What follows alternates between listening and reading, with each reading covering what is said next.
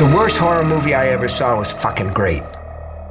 Hello and welcome to This May Hurt a Bit. My name is James Strayer and this is John C. Myers. And we are a horror franchise podcast discussing each film in popular and not so popular franchises. And today we are doing a shorter wrap-up episode of the Phantasm series. We just watched 5 Phantasm films spanning about 40 years. I like them better than I did before, I think. Yeah, I think individually I don't love them, but as a whole, it's quite a journey because it's just been the same dudes. Yeah. And that's kind of amazing. That's my favorite thing about this series, I think, especially having watched them so close together, is basically what we were talking about a lot at the end of the last episode, which I don't have to run into the ground. But at the same time, these people they could make more and I'd still be there just because I love all of those guys hanging out together. Yeah. I mean, it's a testament, I think, to them and to the fans, I guess, because I largely hate fandoms. I don't know if you watched Better Call Saul, but after the show ended, there was a little recorded thing from the cast, whatever, talking about what a great experience was, but then like, oh, but you the fans. Yeah. Oh, the fans. But it wasn't for you, the fans. You guys just ate the slop they put in the trough. Like, right. yes, you gave them a chance and supported them, and we're like, yeah, man, this show's great. But just the overinflation of that sometimes drives me nuts. But that being said, the fans here like fuels this thing like crazy. Like like Phantasm 5 would have never happened if there wasn't the big fan convention. So much of this stuff, happened, as we talked about throughout, that people that were fans of the first one that ended up going and doing this stuff, including, I mentioned Kristen Deem. Oh yeah. And some of the people that were fans of the first one and then ended up being a part of 2 through 4. Yeah. It's so great. So I think that it is like this close-knit family. And I think that's pretty interesting too. It doesn't seem like this Sean S. Cunningham. Right. It doesn't just seem like a money grab kind of so thing. Much It's, of business. Yeah. Yeah, it's not just trying to capitalize on something. It's just like, we had fun making those. Maybe we should do another one of those. It's also really a testament to how much, at least obviously not knowing the person, but like Don Coscarelli must be a pretty great guy if he can keep people coming back to doing these shows. And like making a movie on a low budget is not easy. And if you just want to keep going back and working with Don, he must be great. But then you watch something like, again, I watched some of these on Shudder and watched the Joe Bob Briggs thing about them. And the way he'll sometimes talk about Don Coscarelli in like hushed tones, like he's afraid of him. Like they didn't want to try to get Sitting Around After Midnight or whatever the song's called. They didn't want to try to get the song because they're worried about trying to acquire the rights from Don Coscarelli to play it. Apparently that might have been a whole thing. And, it's TV. He might just be playing it up. Sure. But Joe Bob had some comments that made it sound like Don Coscarelli, if you're not in the family, you're outside the family. Oh, okay. But that might be overselling it a little bit. But I do think that, he clearly inspires a loyalty because there you go. If these people hated working with him or thought he was some kind of awful tyrant, they wouldn't have gone back for completely reduced pay to do a whole bunch more work for nothing. Yeah. Or even like not even a tyrant, but just kind of like a mid-level, like, even if he's just kind of like middling and like it doesn't inspire all that kind of confidence and loyalty, I guess. Yeah. Get big ups to Don Coscarelli for keeping that going. Absolutely. And what was the book that you read that you got a lot of info from? Phantasm Exhumed, the Unauthorized Companion by Dustin McNeil, who was actually edited by Kristen Deem, the aforementioned Kristen Deem. And then he also did one specifically about Ravager because this book finished before Ravager came out. Yeah, and I read True Indie, which was Don Coscarelli's autobiography.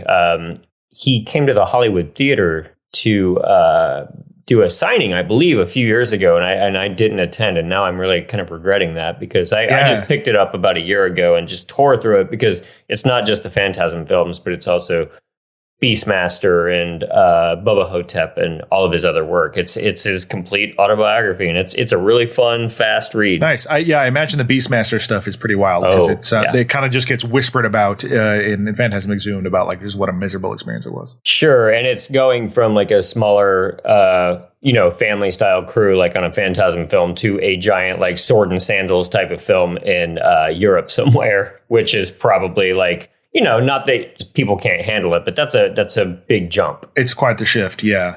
Kristen Deeb, going back to that, just since her name came up again, I guess I'll talk about this. She, as I mentioned, she was a fan, and she wrote to Angus Scrimm, be like, hey, I'm a huge fan. And he actually like wrote her back. And they started a correspondence. And she was like a teenager at this time. Mm-hmm. And this isn't some kind of John Crick-Falusi. Turns out Angus Scrimm is a giant creep. Yeah. They just had a lovely correspondence. And then she came and helped on the film and they were really good friends. And like she was kind of his minder on a lot of stuff. And would like be there when they made plaster casts of his face. Cause that's, a not fun, claustrophobic kind of thing. Right. And yeah, contributed story ideas and all the stuff as we talked about in 4 with the Civil War flashbacks and stuff like that. But just be like to write a fan letter, and then become this integral part of it is just so fascinating to me. Did she have a set job, or just was it like a lot of Phantasm films, you just sort of like do whatever's needed? It's a little bit of that. Like she's listed on like IMDb as art department storyboard artist. Wow. She just did so much throughout the whole thing. Mm-hmm. And so did everybody. But I just want to give her a special shout out because particularly in such a dudes rock movie, there were women involved heavily in getting it made as well. Certainly. So as we've mentioned, like I think beyond like for the film itself, what I think my favorite thing about this is just the fact that a Phantasm film is so utterly itself. Mm-hmm. These ideas and these images are not seen anywhere else. You can make all kinds of comparisons between all the major slasher franchises, but in no other film will you find a flying sphere, tiny reduced Jawa type creatures from another dimension, and the mortuary aspect and all that kind of thing. I think now would be a great time to play Michael Holloway's summary of the films that he gave while he was a guest on the show. Oh, wait. Back up. What are you talking about? Doesn't explain. Like, you have to extrapolate. They ask you to do a little bit of lifting on your own. But if you do, it's very clear that you take a corpse that you've dug up from the ground. Okay. You suck out all of its blood, and then you take a yellow goo and you pump all this yellow goo into it.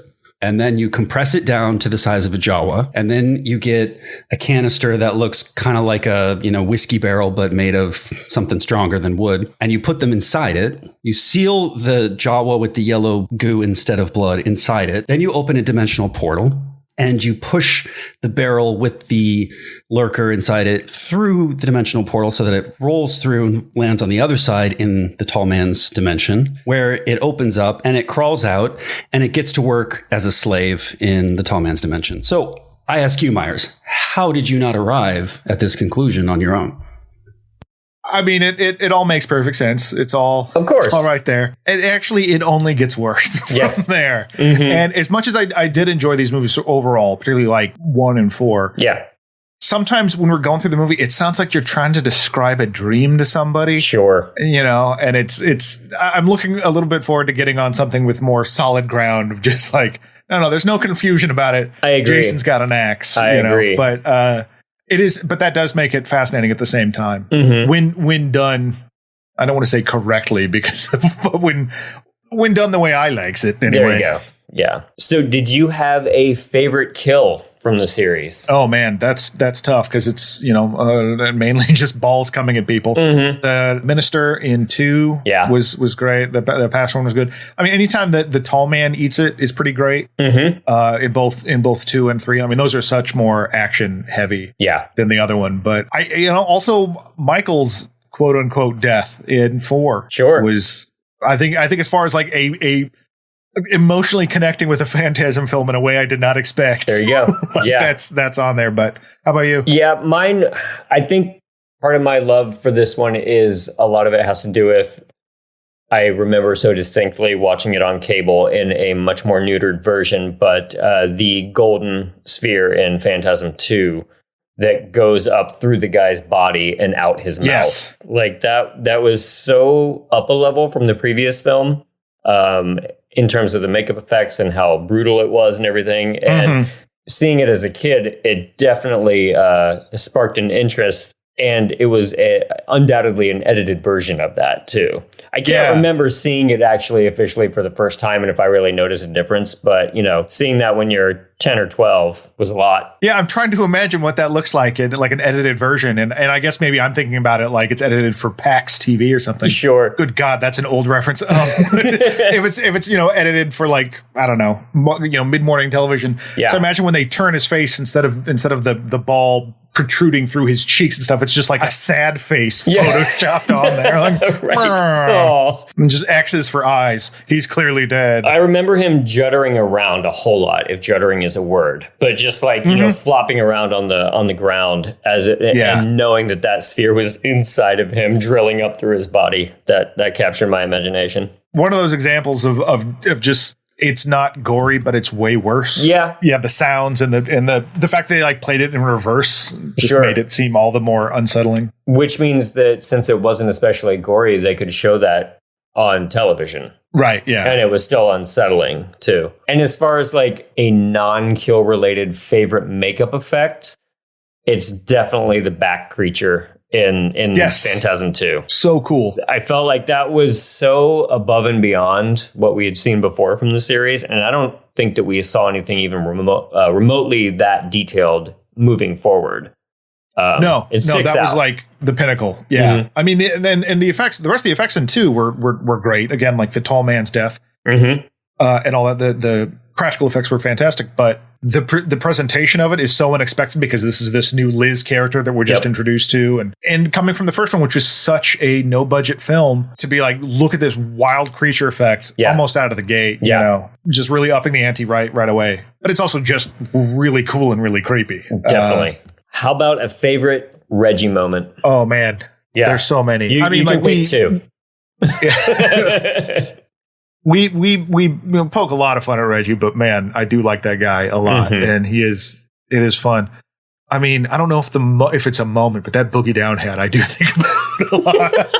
I was thinking about that the other day. Like, I wonder if you can get that somewhere or have it fabricated. Yeah, I'm sure you can. I'm sure. Yeah, but man, I don't know. That's a tough call. Mine is just gonna have to just be the classic. It gets hard on the road, Mike. Yeah, I mean, I think it's just because old roommates and I used to quote that to each other all the time. And it's just, I even think they had a callback to that in part 5. So they must have known that was a fan favorite line. But just when it's all said and done, I almost want to say that my favorite moment is when he inexplicably puts back on the ice cream uniform. Yep. Just because it doesn't make any sense. Sure. Why, but it's great that he's like, I'm going out the way I came in. Yep. I mean, anything with the shotgun too. When he actually when he kills the 4 lurkers in the trees, that's a good one. They fall out comedically timed. That's a good Reggie. Mm-hmm. Do you have a favorite tall man moment? Any eyebrow raise, really? Yeah, easy to please, John Myers. I mean, honestly, like I do like when it's unexpectedly the tall man. I guess because like when in 5 when Jeremiah is in the bed and then like he becomes the tall man just by raising the eyebrow. Yeah. Just like that's really great. Or just his relationship with Michael in the 4th one. I really enjoyed. But as far as like just individual moment, there's a reason the tall man walking in the first one is such a thing. It's so strange. Yep. But I love it. I think that is my favorite tall man moment. And that's early on in the franchise, but just everything about that works so well. I think about it very often. Yeah. But he's got so many great lines too. Just, you come to us, all of his big, grandiose, almost Pinhead style dialogue just really works for me. Yeah. When he's kind of having fun with it. I don't like some of the like witty one-liners necessarily that show up in some of the later ones, but I do like that. And his, I don't know. It's like when he's very matter of fact, like when he throws the corpse of the old one back through the gate. Oh my God! Yes, that was great for being like someone who I love the mystery and whatever of. He's just like just done with that, chucking the old body back through the gate. I forgot about that. Yeah, I did love that. Which I wonder what they do with the used up ones. The old. Do they recycle him? Do they like break it down for components part? Do they turn that into a different kind of lurker? Yeah, I was going to say maybe he gets turned into a lurker and sent back through. Yeah, or got downgraded to a graver. Yeah, he's just like, oh, I used to be the tall man. No. Like, does he retain like the personality? I don't know. I caught a bad break. It wasn't my fault. Yeah, Angus Scrimm forever. Yeah. I love that guy. I love this character. I think he's just as good as, your Jasons, your Freddys, your Michael Myers. In fact, I definitely like him. I'm more of a Tall Man fan than I am a Michael Myers fan, frankly. Not that we have to put one down to raise another up, but in the pantheon, I feel like Angus Scrimm doesn't quite get the recognition of some of the other like classic franchise villains, and that ends now. Is what I'm saying. Tall man. All hail Angus. He's such a magnetic presence. Again, bringing up Kristen Deem. There's a video. It's on at least one of the Blu-rays, but you can also just find it on YouTube. Made this very lovely video remembering Angus Scrimm not long after he died. And it's her just like talking and like a thing that she had written about him and talking about the relationship and the letters, and just that there were so many other people that he affected like that as well. Mm-hmm. There's a great moment. Bill Thornbury that plays Jody was talking about they were all in New York for I think doing the press for 3. Mm-hmm. Like he was all excited he was going to go see a basketball game. Big sports nuts, going to go see a basketball game at Madison Square Garden. Going to see the Knicks, I think play the Bulls or something. Oh my God, this is going to be a great game. He's all stoked. And he goes outside and he just happens to run into Michael Baldwin and Angus Scrimm. And Angus Scrimm is like, Bill, New York style pizza, I'm buying. And Bill Thornbury is like, yeah, I'm going to go hang out with these guys. Yeah. Gosh. He had tickets, he had everything, but he was like, these knuckleheads. Yeah. Let's spend time with Angus Scrimm instead. Yeah. And I think a part of like watching it so close together. I've developed such a bad case of just this parasocial relationship with them where I pretend they're actually my friends. There's a story at the end of Friends. It was wrapping up. All the cast members were all like, crying. They'd been through so much. And Paul Rudd, who was just like on in the last season or 2, was like go up and like putting his arms around people's shoulders, like, what a crazy ride, you guys. And I would be Paul Rudd in this situation where it's like, no, I've been through the movies too with you guys. Yeah. It's the same thing. Mm-hmm. Yeah. Over, the series of 40 years or so. Which of these would you find yourself returning to the most? Probably 1 and 4. Mm-hmm. I could see throwing on 2 for fun as well. Yeah, definitely 1. I think 1 is my go-to for favorite Phantasm. Yeah, I agree. It depends on what day you catch me on. I could flip a coin and say part 1 or part 2 for me. Like overall, I like part 2 better than part 4, but a lot of that has to do with nostalgia value too. Mm-hmm. The rollicking good time that part 2 really is. So it really just depends. Vibes or violence. Which one you want? If you're feeling more party, yeah. Am I more Reggie or am I more Michael? Yeah. Mm-hmm. I will say, and that leads into my next question though, like I will return to part 4 more often now, I think. And that surprised me. My question was going to be like, having watched these all back to back now, what was the biggest surprise to you? Or did anything in particular stand out like that? I mean, I think 4 was a huge surprise because it's been shocking just that I can't stress this enough that it's all the same people. Mm-hmm. But that like just even though it's all the same people, like that the tone of the movie shifted so greatly. And I was they seemed almost on a downward curve. Because as I mentioned, like I didn't love 3. Yeah. I seemed like it was just going to get more kind of ridiculous, which I didn't hate, but I liked 1 so much. So a return to that with all 4 barrels, I was very surprised by. And how effective that was for how little money they had. Yeah, I have a higher opinion of part 4, watching it all in a row now. Like, I think I mentioned this when we talked about it the first time, but I looked back on that one just thinking like, oh, that's the flashback movie. It's just comprised of footage from old movies, which is not true. Like, I completely misremembered that. And so I was very happy to be surprised at how much I like part 4 this time. Particularly that ending. Yeah. And frankly, I wouldn't be surprised if I end up watching 3 again and finding some love for it. This whole thing is you don't know what you're going to get. It's almost like a box of something. I don't know. Yeah. Some kind of food. Sort of a box of something. You get candies maybe or something like that. Yeah, confectionery of some sort. Right. Whatever. I don't want to spend too much time thinking about this. This is a tough nut to crack. Get down to the nougat of this. I just can't. Just can't figure it out. We do now have to come to who had the most accurate kill count prediction. Now. Oh, man.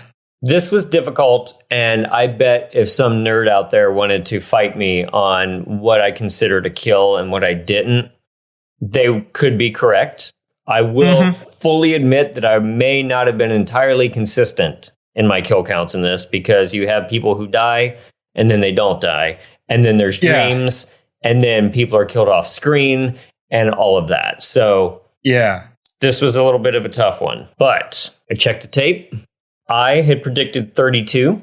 You had predicted 60, and the total is 53. Oh. So, well, Man. I mean, I usually do like the Price is Right rules. Closest without going over. However, I don't think that, like, because it's so give or take with these, I think I'm going to have to declare you the winner on this one. Okay. I will gracefully accept it.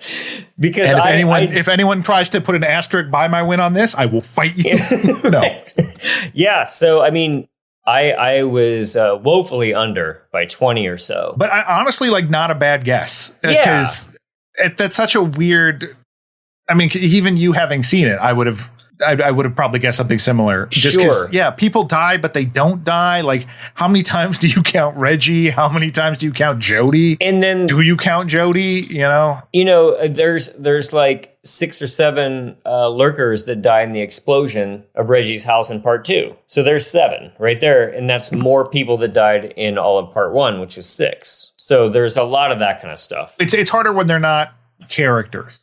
When they're just fodder, and like. Yeah. The lurkers have no faces generally, unless you're someone's grandma. So it's hard to want to count them as sort of a meaningful thing. Right. It's like we got rid of the Solaris station in Friday the 13th. Because although that was like tens of thousands, it's like those weren't characters though. So you get the golden tall man statue. And you can put that on your nightstand. Man, that's like a cool Oscar. It's like a bowling trophy. Exactly, but it's just Angus Scrimm. Yeah, 53.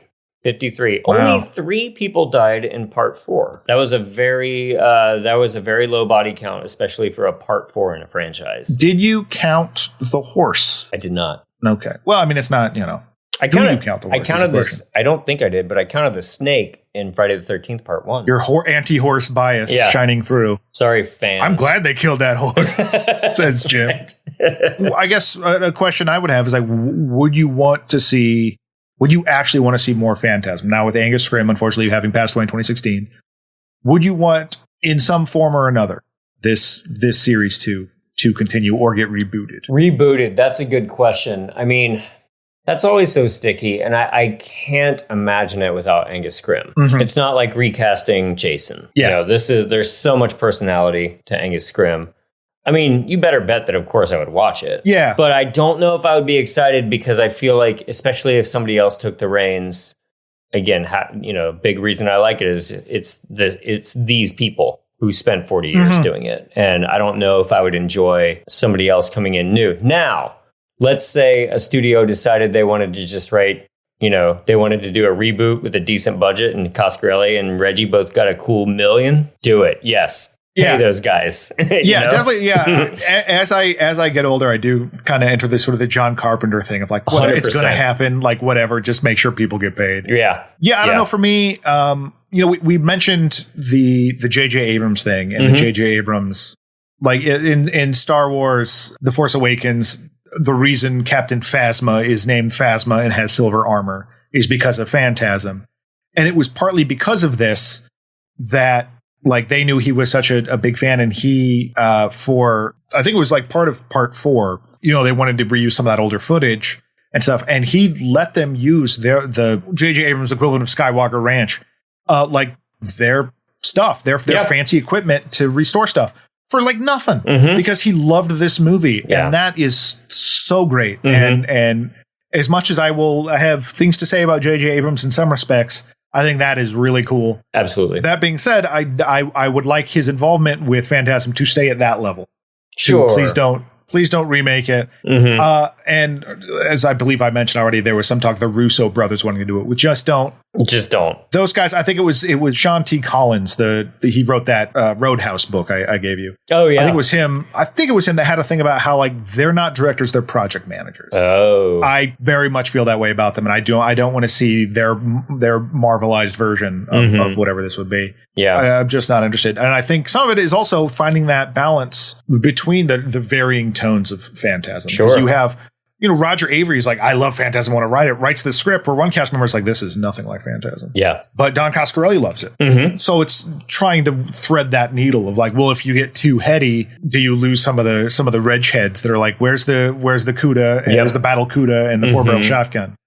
I think they each have their place, but it's I don't know how you would do that. But without Angus Scrimm, that'd be tough. Yeah. But I'd rather you see it recast it than like to have like some CG version, like Grand Moff Tarkin style. Yeah.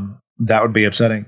But speaking of scripts, we could talk about, was it Phantasm Forever? I believe was that the title of it? Yeah. I mean, I only read a small bit about this in Coscarelli's book, so I don't know the story. As we mentioned it for 5, he had met up with that gentleman, Stephen Romano, during the Phantasm thing. And basically, like, they had worked together on a script, and he ended up doing this this is again from Further Exhumed, the book about Ravager. Upon completion of the Forever script, Coscarelli arranged a table read with the main cast in early 2007. This was highly unusual, as the film had not technically been greenlit yet. Far more unusual was his desire to stage this rehearsal in a studio setting in order to record the cast against a green screen backdrop. Portions of the resulting footage were to be outfitted with backgrounds, computer effects, and music to form a sort of moving storyboard, a rough pre-visualization of the film itself. This enhanced rehearsal would be used to improve the script and to attract investors to the product. Now known as the infamous Phantasm 5 table read, this day-long shoot was overseen by producer Brad Barra, who wrangled a 6-person crew for the day. And Don Coscarelli was like, "This is great. Let's do this." They the main cast, Bannister, Thornberry, Lester, Scrimm, Baldwin, all agreed to do it with no compensation on the condition that the footage was for internal use only. So no release forms were signed. Heidi Marnhout, who was Jennifer, the blonde with the orb boobs, as Reggie's wife, Celeste. We would have gotten to see Celeste. Right. But she was actually not able to participate in the table read, but she was going to be. So instead, it was Hellraiser star Ashley Lawrence. Oh. Yeah. So weird crossover there. Okay. The part for Phantasm 2's Mike was read on camera by Romano himself, because this version of the script had a thing where James LaGrosse was like an alternate Mike. He was like, it was like the id and the ego of Mike. And so he became like bad Mike. So there was going to be like a whole battle between them. Whoa. Whether LaGrosse was going to be a part of it, of course, was, that's not known. But after they did all that, Coscarelli spent the next several months cherry picking from his gaggle of footage to create a rough draft version of the film. Angus Scrimm got a private screening of it, among some of the other people involved. Coscarelli wanted to include it as like DVD extras. Like this could be fun. But because of like actor union rules and other things, it was like, nope, can't do it. So this is kind of like you've ever heard of the dude from that 70s show, Topher Grace, his cut of the Star Wars movies. Like, this is one of those that like a select few people have seen, and maybe eventually it will make its way out there. But I would 100% love to see that. I would absolutely. That would be watch fascinating. That. Yeah, just because it does sound pretty bonkers, and it involves some of the same kind of stuff going off of Avery's vision of it. That'd be fun too, with a bunch of like cheeseball CGI effects behind them and such. I mean, yeah, they would have to be. I wouldn't want to see it like I would want to see it as good as Phantasm Ravager. Yeah, is basically the most I would want to see it. Right. The temporal element of it like if it being this older movie, I think adds to it a little bit. Where if it's super fancy, I might not like it as much. Which is part of why I didn't like the CG to begin with, is I think it dates it to a degree. Sure, yeah. But whatever happened that it got out there, I would love to watch it. Yeah, what a gift that would be if sometime in the next few years he just decided, pay what you will on Patreon or something like that. Yeah. I'd gather people together and I'd pay $10 to watch that thing. Yeah, exactly. Yeah. If there was a, we're doing a road tour of this, but again, with Screen Actor Guild and all the loopholes and laws and whatnot, that might be tough, but it'd be fascinating to see. I do not encourage anybody to leak it. However, I'd watch it. I don't encourage anyone to leak it unless it's to me personally. That's it. Yep. Let me see it, no one else. And we will review it. Yeah, but that would be because that's kind of your only choice now is that someday makes a reappearance, or they completely redo it. Which it's got to be coming. All IP gets just wrung out of till there's nothing left, and they're running out of IP, so they'll get to it eventually. And they can make the silver balls all CGI now, and all that kind of thing. So yeah, God, who'd you cast as Reggie at this point? It'd have to be unknown. Yeah, I mean that's the thing. I'd want to go almost unknown, although I don't because. Or do you do Reggie's fully kind of new characters? And it's still like the tall man, the same idea, but it's a whole new story. Yeah, I'd almost want to do it like that rather than Ghostbusters Afterlife, where you just remind everyone of the first one so much. Or if it's just like, we're passing the torch. Hey, I've been fighting the tall man long enough. Why don't you take a turn? Yeah. Have it just redo it from the ground up. That again, that's a tough needle to thread. Is if you redid the first one, how do you do it was all a dream, no, it wasn't ending, and not have people go like, what's this? Yeah. Come on. Yeah. Because that's a tough thing to get away with. Yeah, I wouldn't be so forgiving of that these days. Yeah. I would start cold. I can't think because I'm trying to think of because in my mind, Reggie is a middle-aged guy, but he's not in the first one. No. He's a young dude as well. So Harry Styles. I have no idea. Get those twins in the seats. Actors. Zac Efron, he's still a draw. He's still Jody. A thing. Oh, yeah, he's probably like 45 now. Right. I'm like, yeah, he's a young hip guy, right? Zac Efron, he's built these days too. So have a muscle-bound mic. Yeah, yes, yeah. I will fuck you up, tall man. Right. Yeah, that's all I got. Really, I highly recommend you watch these if you have been just sort of listening along. At least watch the first two for sure, and give those a shot. I would say be a completionist. I would say watch them all, but I'm not going to ding you if you stop at 4. Totally. Yeah. Ravager's its own thing, and Ravager is what it is. But for me, if it's the one I'll revisit the least. Yeah, I'm less likely to go back to. Because to me, the series ends at the end of part 4, just because I feel like that was so like poetic and nice, and that's what I prefer. It was a great way to go out. Yeah, rather than like, no, we're still going to be fighting the tall man forever. Versus like, who knows? We still don't know what's going on. Yeah. Okay, then that's Phantasm.